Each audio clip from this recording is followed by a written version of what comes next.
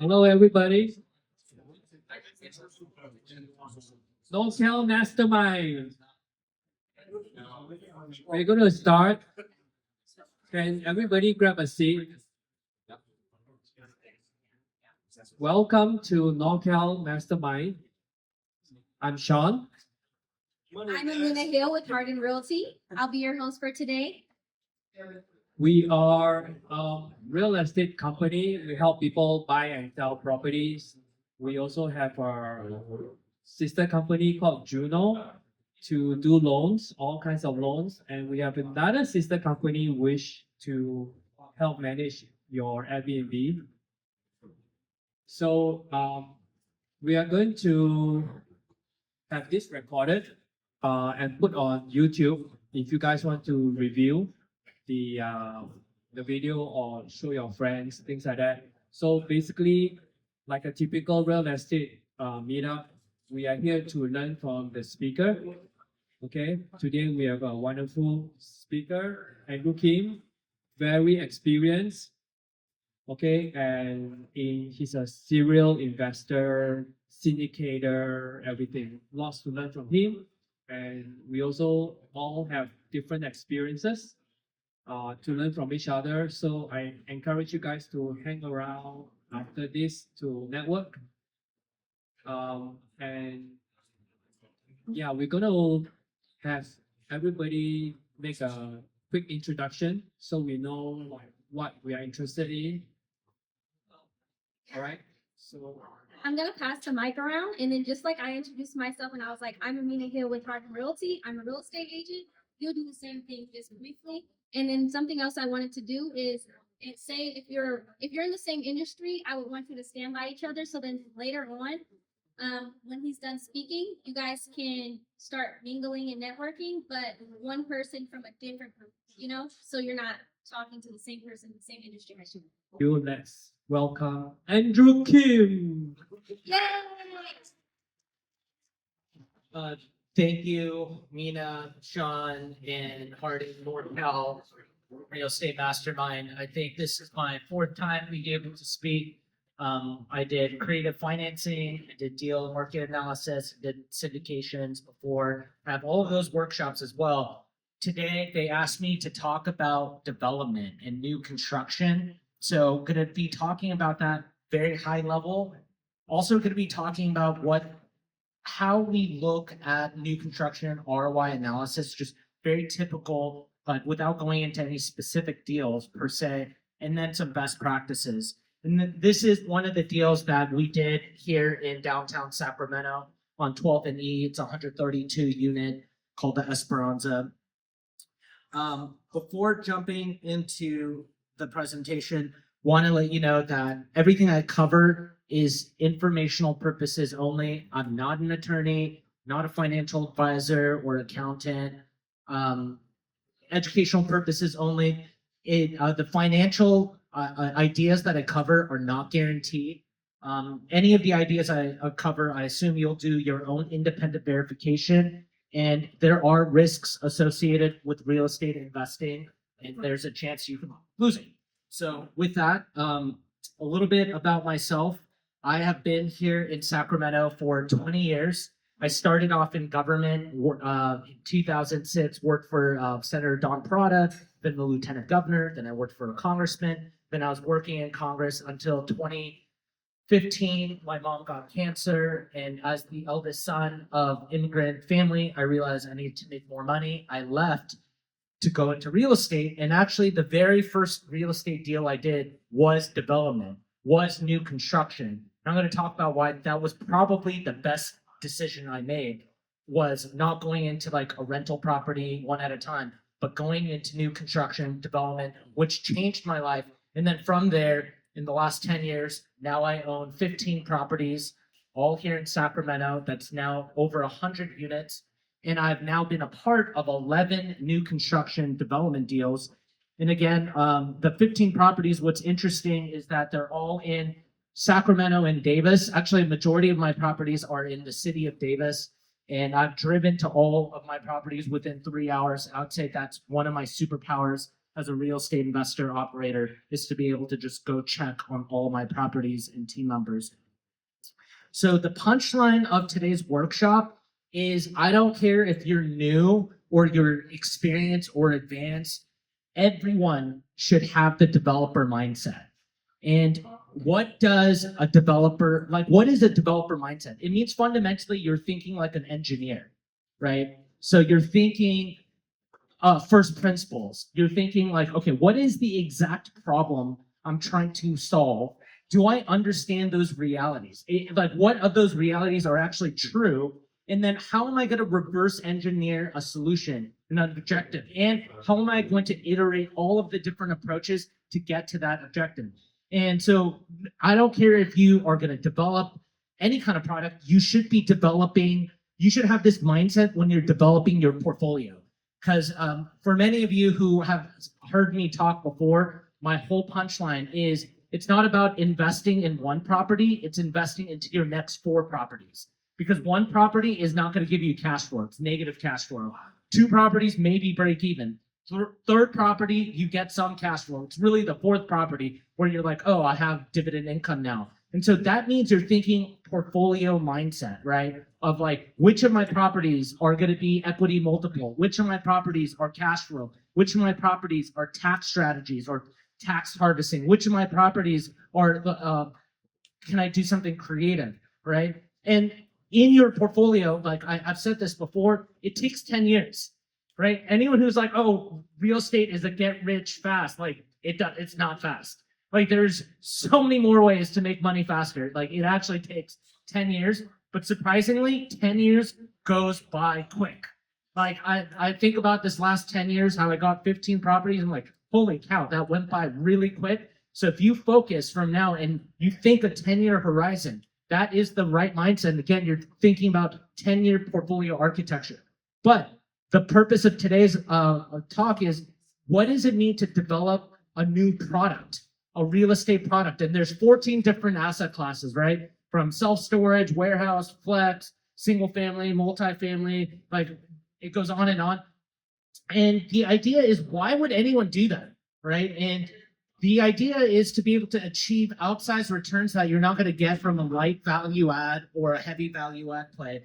But the main thing is that you have the confidence to mitigate the risk, because real estate development is like, if we're thinking about the stock market, it would be like the tech stocks, right? It has the highest chance of like outsized returns, but it's the highest risk where you could just lose your shirt. And if you aren't coming in with the mindset of, I am learning how to mitigate all the technical risk, then you could be in trouble. And again, I'm going to start off with the why. Why are we talking about new construction and development?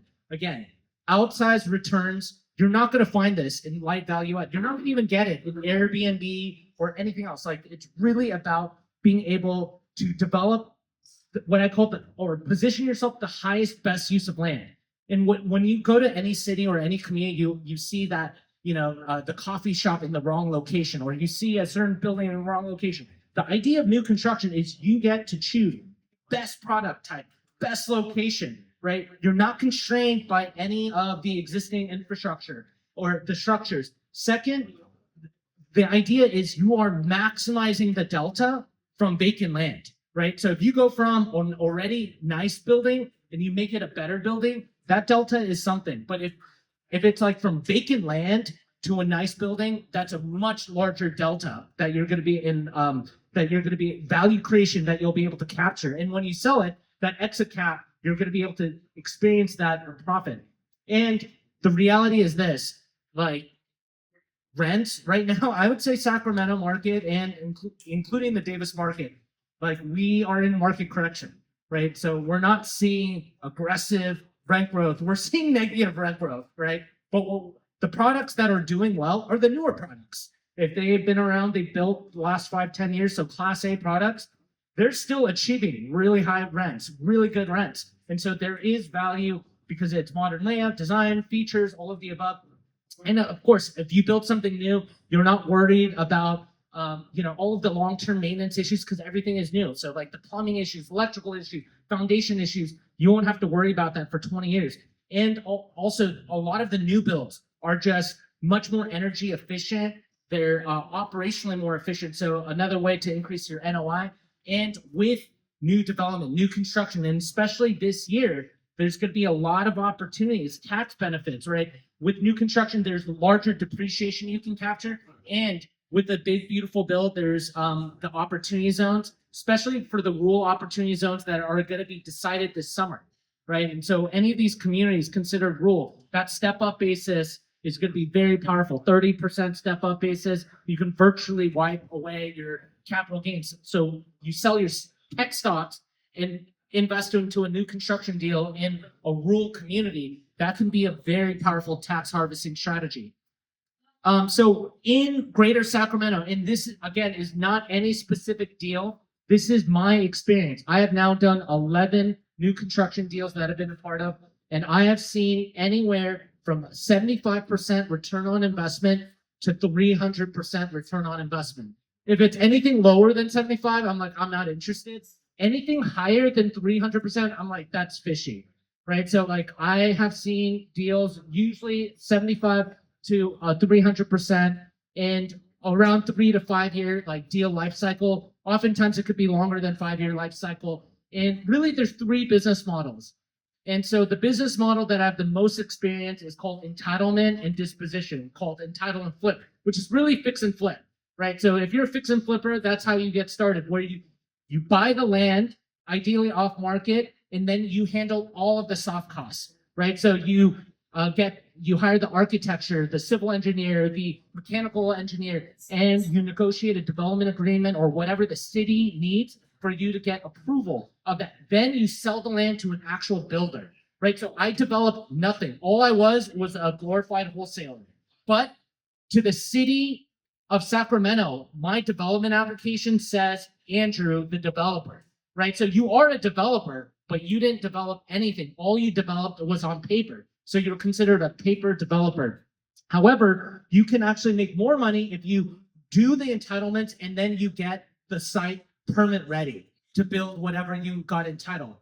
And if you want to increase it a little bit more, you do the entitlement, get the building permits approved, and get the rough infrastructure, grade it, get the plumbing, get the conduits, electrical. Then you can get a little bit higher returns when you sell it or joint venture with a construction company or a GP that is going to handle the construction.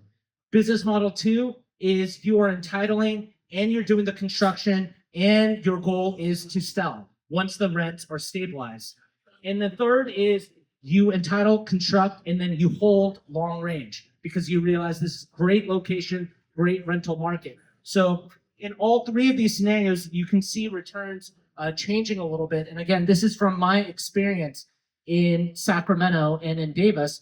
But here's why this is so interesting. So I would say typically right now, if I'm going to do a new construction deal, like as a limited partner, as a general partner, as a joint venture, I need to see triple-digit returns. If I'm not seeing triple-digit returns, I'm like, I'd rather do a fix and flip. I'd rather, do anything else. Airbnb, co-living, all the other models.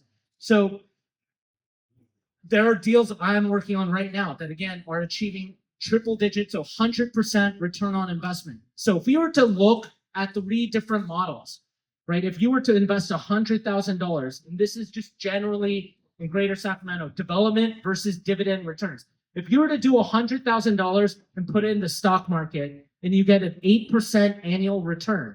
So 8% annual return after year 1, 2, 3, 4, 5, essentially you've made $47,000. So that's essentially a 47% compounded return. Rental property actually is lower than the stock market if you are talking pure cash on cash dividend return, right? It's actually 4 to 7%. And from my experience right now, it's 5%. If you can achieve 5%, it means you're crushing it right now in Sacramento. Actually, 5% is hard. Like you have to have like a really strong property management team, really know have all your costs dialed in, and maybe you achieve a 5% cash on cash return. And so I modeled it for 5.5%, right? And then so you're essentially making $30,000, so 30% return. However, again, this is untrended, meaning it doesn't account for appreciation, it doesn't account for depreciation, it doesn't account for amortization. This is just pure dividend return. You get 30% on rental property, 47% stock market. Again, real estate development, we're talking about 100% return. Year 1, construction. Year 2, finish the construction, refinance. Year 3, we begin returning capital to investors. Year 4, we stabilize the rents, we prepare for exit, and you get your 100,000 back and an additional 100,000 for that 100% return on investment. And so when I see this math, I'm like, oh, should I start off if I have 100,000, try to make 30,000 in the next 5 years, or if I have 100,000, can I try to make $100,000 in the next 5 years? But here are the preconditions for when you do development. And from my experience, all of these conditions must be true. Like if one of these conditions are off, then I would not do it. So like all of these conditions, number 1, replacement cost basis, meaning that if assets right now are trading, like any kind of assets, like apartment buildings, commercial buildings are trading 30% or 40% higher. Let's just say even 30% as a basis, 30% higher than replacement costs, then it means maybe it makes more sense to build it, right? Because like it means there's high inflation on that product type. And now you're buying a Class B or Class C building, 30% more expensive than just building a brand new one, right? So especially if it's 40% more than replacement cost, then there's actually a really strong case to just build the product because again, you have a new product, less deferred maintenance, more energy efficient, you can achieve higher rents with a new product and more tax benefits. Number 2, land cost basis. If you buy the land at an incorrect price, then the new construction deal, doesn't matter if you have the best construction team or what have you, you're going to lose money. And so it is so important that you are able to buy the land off market, or you can buy it as low as possible. So the most accidental way to become a developer is an ADU, where you own the land outright. You already own the land. So now the development land cost basis is 0 because you already own the land. And so that is actually how people start off as being a developer. So it's very important that you are very mindful of the land cost basis. Then ultimately what's different about new construction is macro market forces. In light value add or all of these different strategies, micro forces are important, but in development, we're talking about the major macro forces. If the macro forces are not with you, then you're in trouble. So I'm talking about significant private investment coming into that location, business growth, job growth, population growth, public investment. If that's not happening, then it is very speculative, very concerning to like invest a lot of money on new construction. And then very important is wherever you are developing, there are existential supply constraints. And what we've saw in the Sunbelt city states where there weren't supply constraints, like the city of Austin, where they built 50,000 new units in 2025. I mean, they dropped like 20% in value, negative rent growth, all that because they could build an unlimited amount of supply. So now you're competing against BlackRock, every single potential development company that could build. However, if you're building in Monterey or Newport Beach, I mean, obviously that's SoCal, but like in areas where there's topographic environmental constraints or government land use constraints, like the city of Davis, where they literally do not allow you to build unless you get a vote of the people. That gives you really strong market forces in your favor. And next is product market fit. And not just product market fit, but product model fit, right? So it's not just developing whatever you want to develop. You have to develop the product type that has the highest demand, right? So what happened during the pandemic is all of the real estate developers in downtown Sacramento saw all these Bay Area tech people come in, like, oh, we're going to build high-end apartments. And so Sacramento went gangbusters on building all these super high-end apartments where it costs $3,000 a month, right, for an apartment, but you have like these gyms and pools. And the reality is $3,000 a month, you could like have a nice house that you could rent, or that's like a mortgage. But the reality was that absorption rate, it was not absorbed. And they were continually building. They're still building, right? So now what the product market fit is affordable housing or the missing middle product type, but that may change too. So the idea is you have to be in tune with the market, what does the market want, and you have to be actually ahead of the curve because you need a working hypothesis where you're like actually seeing a little bit farther than other folks. And same with the model. Are you building something to rent, or are you building something to sell, where you're building condos or townhomes that you could eventually sell? And then ultimately, you need access to the right people, right? Because you already know real estate is a team sport, but real estate development is like all of the most complicated team sports, right? It is like the NFL of team sports, where you need all these technical people in every step, and you need the right people, people with experience, people who are proven, and people you can trust. And if you don't have that, then you can have all of these other preconditions and you can still lose money. And so from my experience, you need all 6. If any one of these are missing, the risk is high, and I would probably say no to the deal. And so all 6 are important. And so what is the team? And you know, it's so interesting when there's all these different business models in real estate, and it's like the how is all these technical things. In real estate development, the how is just people, right? In real estate development, you don't need to know anything about real estate development. You just need to know people, right? So it's definitely not a what problem, it's a who problem, right? So here are the principles that you need in your deal from whoever the GP or general partner, manager, sponsor. They're the ones looking for the deal, looking for the property, structuring the deals. The lead investors, equity partners, raising the capital, the lenders, and there's multiple types of lenders, right? There's going to be lenders who are going to do the construction financing, lenders who are going to do the permanent financing, lenders who may come in with mezzanine debt. There's going to be who's going to be the loan guarantor, right? And then the soft costs. Soft costs, this is where, like, if you're an entitlement specialist like me, we're really good at this part because this is what we have to cover out of our pocket, right? And to get the government to approve us. And that starts with attorneys who are going to be negotiating on our behalf with the city, understanding all of the technical elements of the general plan, of the city code, the architects who are going to come up with the vision of like whatever you want and like create a plan that you can submit to the city, civil engineers who are going to work with the city to make sure like all the infrastructure is done, the structural MEP, which is mechanical engineering and plumbing engineers, and the consultants if there's any environmental issues. And then there's hard costs, which is really the general contractors who hire the subcontractors. And then there's post costs, like once the development is complete, brokers and property managers. And the idea is you need to know someone in every one of these categories, right? And if you don't, then you're not ready yet for development. However, there are ways to be involved without you having to know all of these people, which I will cover in right now. So here are 3 different scenarios of development that I have done, and I'm going to share 3 different stories. So scenario 1 is you're going to be a solo GP. Like, I'm going to be the main developer. I'm going to do it myself. I don't need any partners. I don't want any of that. So essentially, heavy value add, if you're doing renovation and you're literally gutting the house and you're going back to the studs, essentially you're a developer. Because at that point, that is like new construction. You're taking the same amount of risks. So back to the studs. 5 minutes. What was that? 5 minutes to 7. Okay. Then second is ADUs. Again, we mentioned that.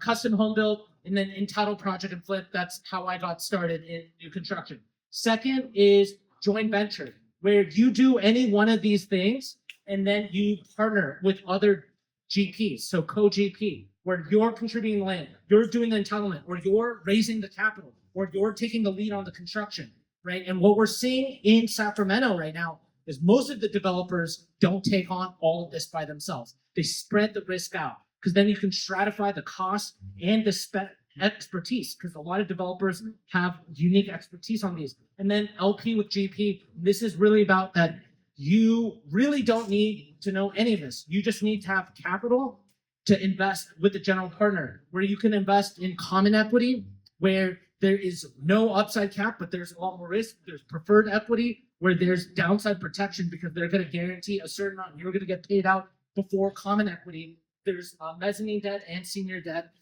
And I'll share my case studies another time.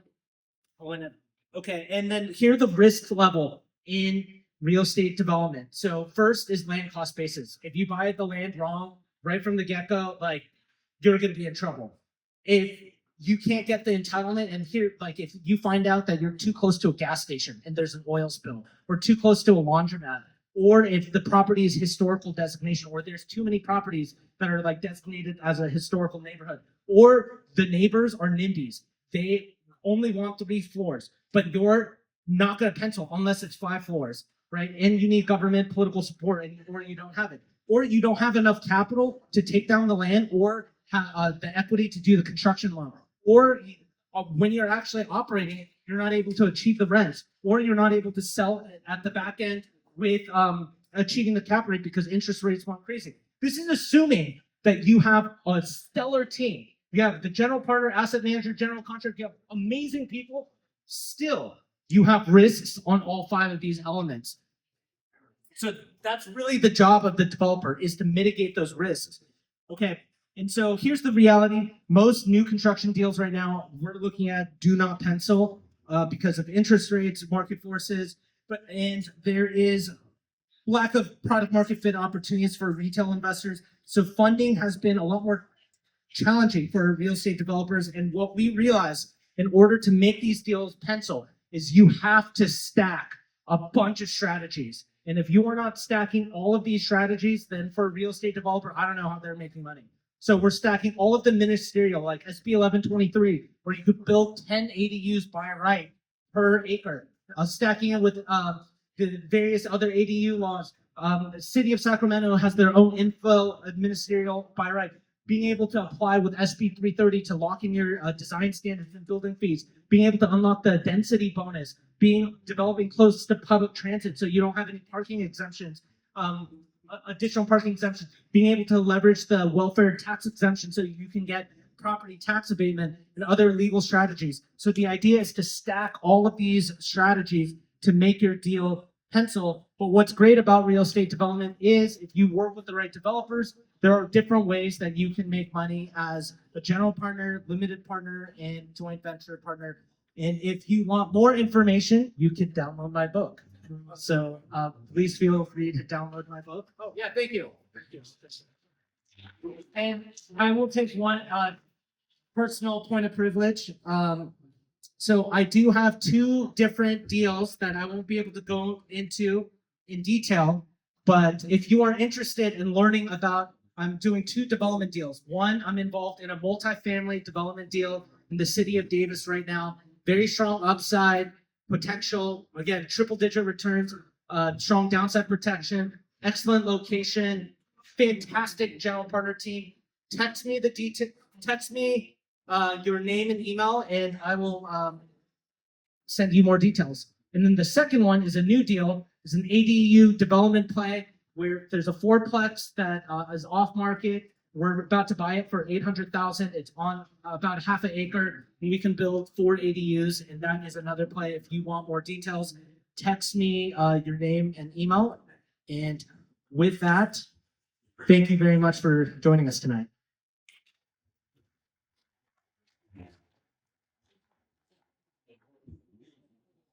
Another wonderful presentation by Andrew. Give it up for Andrew. So we have to wrap up now. The music is going to start, but please hang around and network. This is the second half where you continue to learn, right? Learn before you earn. So you'll be surprised how much you don't know. You don't know what you don't know. So we just mingle and learn from each other. And a much safer way to do this is to do it with somebody, right? Then you kind of watch each other and grow together. All right. Thank you guys for coming.